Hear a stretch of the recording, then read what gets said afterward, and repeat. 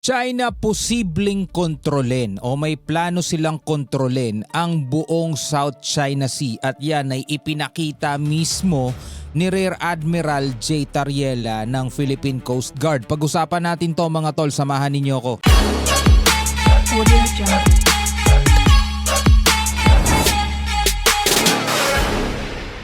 Alright, magandang araw sa inyong lahat. Nasan ka mang panig ngayon ng ating Pilipinas? No, mabuhay tayong lahat mga Pilipino. Sabi ko nga, pagdating sa usaping West Philippine Sea, dapat wala tayong kulay na magkakaiba. Dapat pare-pareho tayo ng kulay dito dahil isa lang naman ang ating ipinaglalaban at iginigiit.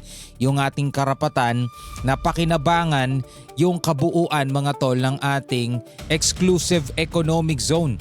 So bago natin to pag-usapan mga kapatid, baka bago ka pa lamang dito sa ating YouTube channel, huwag mong kalimutan mag-subscribe, click mo na rin ang notification bell para ma-notify ka whenever na may mga bago tayong reaction video tulad nito.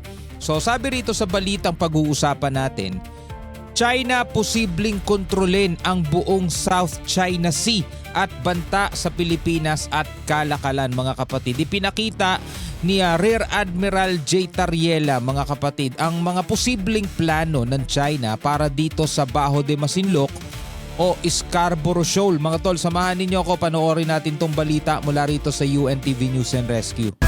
Ryan, ano yung nakikita ni Tariela na plano ng China para sa Bajo de Masinloc at bakit ito mahalaga sa Pilipinas? Ayon kay Rear Admiral J. Tariela, posibleng plano nga ng China na tuluyang imilitarize at kontrolin ang Bajo de Masinloc na maaaring maging bahagi ng mas malawak na pagtatangka nitong palakasin ang kontrol sa South China Sea. Sa kanyang post sa X, sinabi ni Tariela na ang Bajo de Masinloc na lamang ang natitirang bahagi ng tinatawag niyang Iron Triangle ng China sa South China Sea.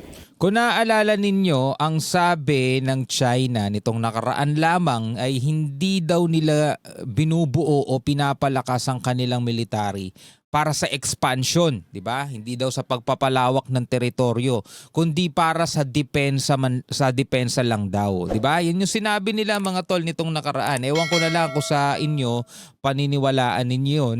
Dahil nakita naman natin mga tol, iba yung kanilang ginagawa doon sa sinasabi nila. Ano ba ang mas matimbang? 'Di ba? Sa kahit na anong larangan mo dalhin mga tol, mas matimbang pa rin yung ginagawa mo kesa dun sa sinasabi mo. Ngayon, sinasabi nila hindi daw sila nagpapalawak, hindi daw nila pinapalawak o nag-e-expand daw sila ng territory nila. Hindi daw nila ginagawa yun para lamang daw sa depensa, yung pagpapalakas nila ng kanilang militar. Pero tignan nyo naman, 'di ba? Meron na nga sinasabi ang batas meron na nga sinasabi ang UNCLOS, meron na nga sinasabi ang 2016 Arbitral Award mga tol. Pero hindi pa rin nila kinikilala.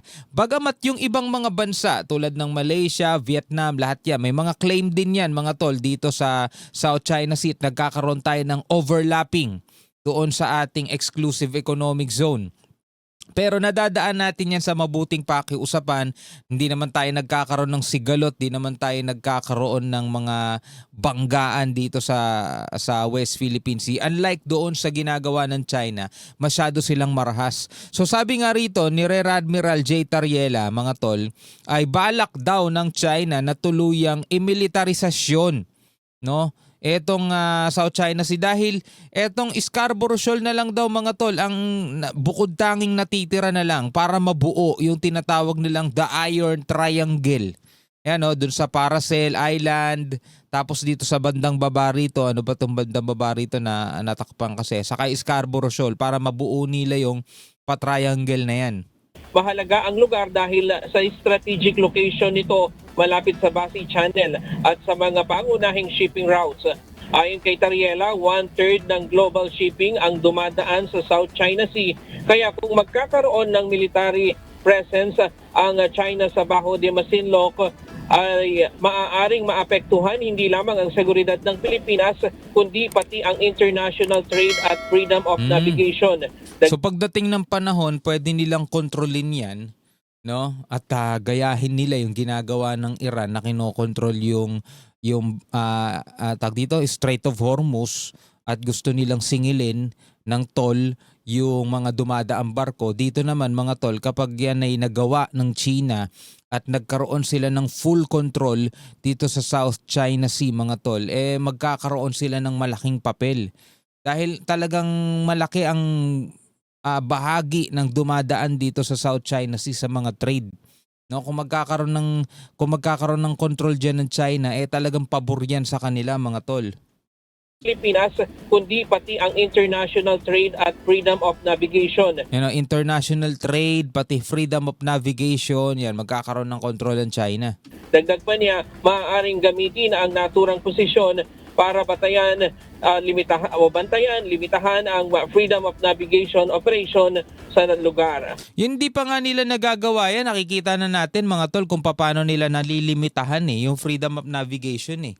Diba? Kaya nga tinawag na freedom of navigation, diba? Meron kang karapatan, meron kang kalayaan maglayag sa mga international sea, sa mga high sea, sa mga international water. Dito pa nga lang mga tol, unang-una tingnan nyo to Wala pa, hindi pa nila nagagawa yung iron triangle na yan . Pero nyo kapag naglalayag tayo dyan sa loob mismo ng ating exclusive economic zone, sa loob mismo ng West Philippine Sea, 200 nautical miles, EEZ ng Pilipinas, di ba? Nandiyan sila, nakabantay, nandiyan sila, nakabuntot, nandiyan sila, nagre-radio challenge. Kapag tayo nagsasagawa ng MDA flight, yung mga maritime domain awareness flight, di ba? Nagpapalipad din sila ng helicopter nila. Minsan dinidikitan pa tayo 10 meters away. Pero mo, napakadelikado nun. Minsan nagpapakawala pa sila ng flare. Diba? Minsan ang pinapakawalan nila dyan yung mga fighter jets nila para harangin. Diba? Harangan. Yun yung ginagawa nila. O kaya naman nagsasagawa sila ng mga radio challenge. Pinapaalis nila tayo. Sinasabi nilang yan daw ay Chinese water o China territory. Diba? Pero nasa loob yun ng ating exclusive economic zone mga tol. Ngayon, kung gagawin nila itong tinatawag nilang iron triangle, dahil nga Scarborough Shoal na lamang daw ang hindi pa nila na complete control . Pagamat meron na silang control dyan pero hindi pa rin kasi nila nagagawa yung gusto nilang gawin . Yung magtayo ng facility dyan. Kasi doon sa ibang mga lugar, halimbawa na lang dito sa dito sa ibang bahagi ng karagatan, nakagawa na sila mga tol ng mga higanting doon sa Mischief Reef, alam mo yun, dati nagtayo lang sila doon ng maliit na mga shelter, ngayon isang dambuhalang artificial island na. Ngayon nung nakaraan nag-announce sila dito sa Baho de Masinloc na magtatayo sila diyan ng facility, di ba? Daw ng nila yun na kumbaga parang nature reserve lang, para maprotektahan daw ang kalikasan, nature reserve facility. Pero alam naman natin kung ano ang plano nilang gawin dyan yung mga maliliit na. Kaya nga masyado natin bantay sarado yan kung kung may mga structure dyan Yung mga maliliit na struktura dyan, kapag pinabayaan natin, isang magiging dambuhalang isla na yan mga tol. Ganon ang gagawin nila dyan, malamang sa malamang. At yan ang latest mula dito sa Quezon City. Balik sa'yo, Aga. Maraming salamat. Alright mga kapatid, so ayan na nga Sabi gano'n ni Rear Admiral J. Tariela, yung pagkontrol ng China dito sa Baho de Masinloc, yung plano nila mga tol is nandoon nakapasok sa tinatawag na iron triangle. Dahil nga plano daw ng China, kasi si J. Tariela nagsabi, plano daw ng China na gawin itong tinatawag na iron triangle para tuluyang makontrol itong South China Sea na daanan ng napakaraming mga barko sa buong mundo para sa kalakalan, di ba? Ngayon, maaapektuhan dyan yung world trade, maaapektuhan dyan yung freedom of navigation. Dahil ngayon pa nga lang, na wala pang ganyang triangle na yan, apektado na dahil dun sa ginagawa ng China. Ngayon, ano ang inyong masasabi tungkol dito? Kailangan tayong magmasid-masid dyan.